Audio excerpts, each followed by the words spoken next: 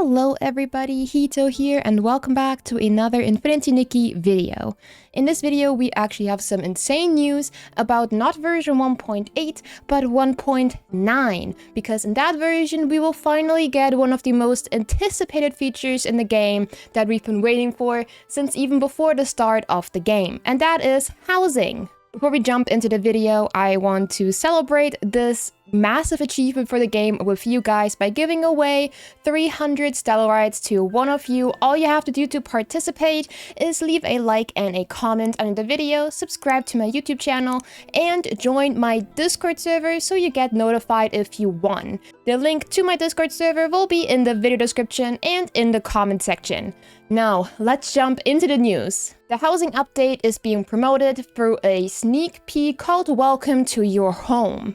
This area will be specifically a personal sanctuary for our Nikki. The area in which her home is set is a massive combination of all the places Nikki has been to in her past journeys. Those places include the towns of Florawish, Breezy Meadow, the Stone Trees, and Orosa Meadows. You can definitely see all of these places come together in this promotion picture, and I really love that it isn't just very linear, inspired after the whole area as one, but more so after all the different areas that we got to explore, making it kind of a mini-map of where we've been so far. This island is also heart-shaped, and surprisingly, a floating island.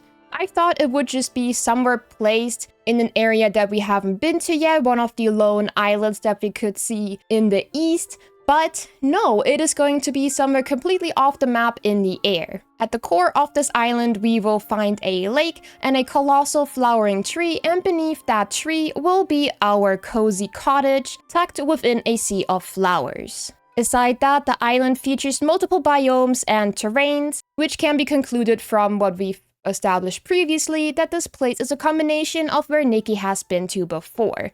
So it will include different biomes such as forest, lakes, and mountains.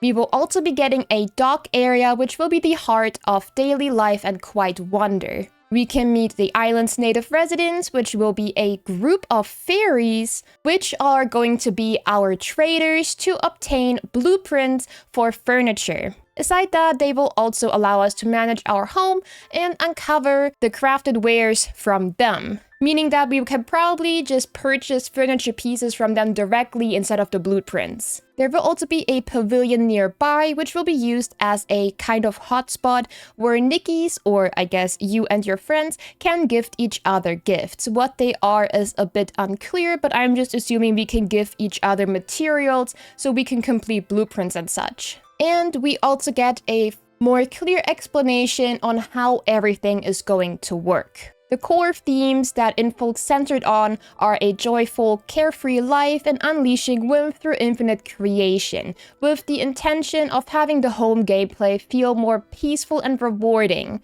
rather than rushed and being dragged into perfection, which I personally really appreciate. And of course, the question is, what exactly can we do in our home aside, obviously, furnishing our home? Something that I already guessed on was planting. We can obviously use our garden, because Nikki has a huge garden area, to create our own little greenhouse to our personal liking. However, so far it sounds a bit more like it would be meadow themed with flowers rather than practical with vegetables and fruits, but that might change later on. We can also do fish keeping now. We can drop little fishlings into our pond and wait for them to grow, meaning that we can AFK farm fish now, which in my opinion is really nice. Of course, it is hard to tell to which fish it will extend to, because obviously I would love it to be for the fish that are a bit more rare to obtain, but regardless, it might still be really good, especially if you're trying to catch up with some craftable items. Speaking of, we can also craft. Obviously, we can't only just buy furniture, but we can craft it through collecting blueprints, gather materials, and create a lot of beautiful things with it, such as sofas, lamps, and even wall panels. We will also be able to construct. It says we'll be able to move, rotate, and adjust every piece of furniture with precision. And probably the most fun thing that is going to be added is ability combination. We can combine abilities such as our construction and floating ability, and suddenly a swing set may appear in the sky. The house may be hovering. And I feel like this is going to let us get a lot more creative, which is so cool. Sadly, that is all for the sneak peek on the abilities we will receive, but they do say that this is just the beginning. As our home will evolve, we'll also get more extraordinary combinations unlocked. We are also getting a first look at new furniture items. Sadly, all we're really getting is just a simple concept for one of the furniture items, but they do give us a little bit of more insight on a few furniture pieces we can expect. First of all, we are getting photo frames. We can cherish our journey even better now. We can show off our favorite in-game moments, which sounds a lot like we can finally put all these beautiful pictures that we are taking with so much care and thought put behind them on display in our personal home. I feel like especially for people that have been using co-op a lot, this would make for really cute photo collages of you and your friends and your time in co-op. We can also do an outfit display stand. So now you can't just look at one of your favorite fits in your profile, but now you can fully display it in your house. And of course, something that I've also been wanting to happen for when we do get the housing is a phonograph, which we've also seen in one of the pictures. With this, we will be able to use records that we have collected in Mirrorland, which is very similar to the phonograph option that we have in Genshin Impact. I really like that because I love to have some ambiance, and I do have some of my favorite songs in the game, so creating ambiance in your own home feels very plausible to happen. But we're not only going to focus on Nikki here, no, Momo is also going to get his own furniture because he's just that fancy. He will get his own bed, a chair, and even more. And I can already tell you, he will get his own room. And again, this is all we get for a preview on the furniture, but considering that we have 1.8 happening before this version, we will probably get a lot more previews as time goes on. And finally, a small Q&A with hot topic questions that will most definitely be some of the most common questions. First of all, a lot of people have been very worried about the construction system being a bit too hard, and I can agree on that. I've seen a lot of people say that they are worried that the housing option will be a bit too hard to figure out and how linear it will be compared to other games that have these types of options. And we do get a response to that, with that for the detailed perfectionists, every furniture piece can be fine-tuned,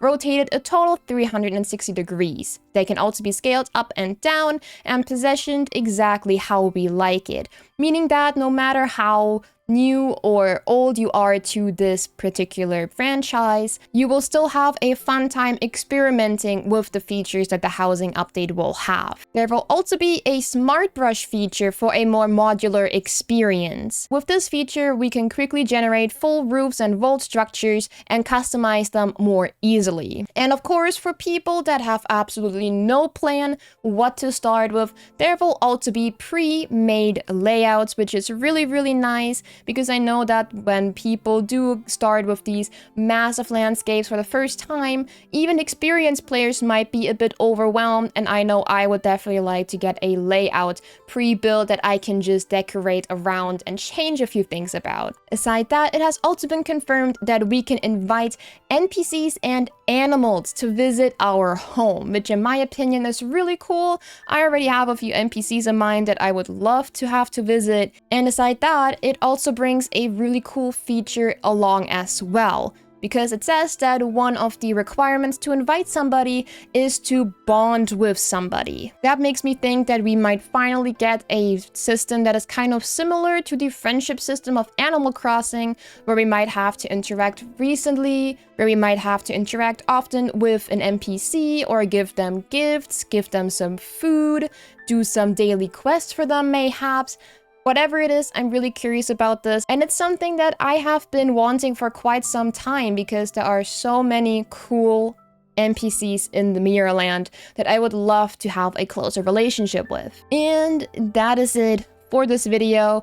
I know it's kind of been a lot and not a lot at the same time, but regardless, I am personally really excited. It is so nice to know the official date for this update because, again, it's something that we've been waiting for so long, and it is only 2 months away. So do let me know in the comments what you are excited about, what you'd like to see, and who knows, I might do another video talking about what I personally really hope the housing update will have. And with that, I will see you guys in the next video. Have a good day, everybody. Bye bye.